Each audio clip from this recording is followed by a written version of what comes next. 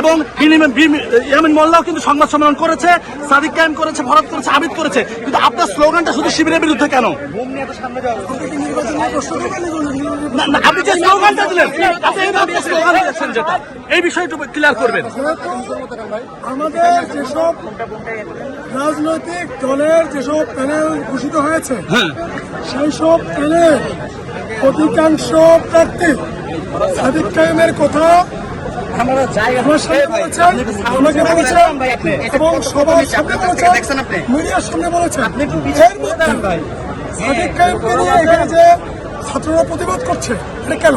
কিছুক্ষণ আগে ব্রিফ হলো, তার মানে ঢাকা বিশ্ববিদ্যালয়ের নির্বাচনে প্রত্যেকটা প্রার্থী সমান, একজন ভাগ বেশি পাবে, একজন সময় বেশি পাবে, আরেকজন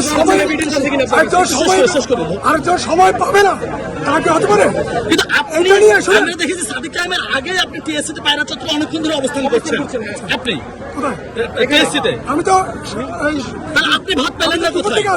আপনি তাহলে ভাত পেলেন না কোথায়? আমি দুপুর থেকে আছি। আমি বলছি আমি কথাকে ঠিক আছে, আমি সাদিক কায়েমের পক্ষে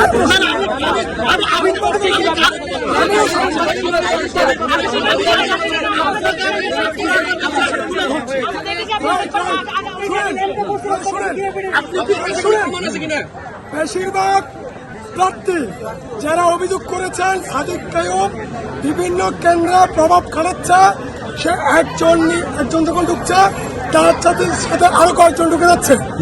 বিশ্ববিদ্যালয় কর্তৃপক্ষ, নির্বাচন কমিশন সেটাকে বন্ধ না করে, সেটাকে না ঠেকিয়ে অন্য প্রার্থীদের সুযোগ না দেওয়ার প্রেক্ষিতে সাদিক কায়েমের প্রসঙ্গটা সামনে চলে আসছে। ঠিক আছে, আপনি প্রত্যেকটা প্রার্থীকে যথাযথ সুযোগ দিবেন, সময় দিবেন, সুযোগ দিবেন। আবিদকেও দেখেছি এখানে সংবাদ সম্মেলন বলছিলেন যে সাদিক কায়েম ভোট ডাকাতি করতে আসছে। সেটা করে থাকে, কোথায় ভোট অন্যায় করেছে। তাহলে আবিদের নাম না বলে শুধু সাদিক কায়েমের নাম কেন? সাদিক কায়েম হচ্ছে ভোট ডাকাতি করতে আসছে। ঘটনাটা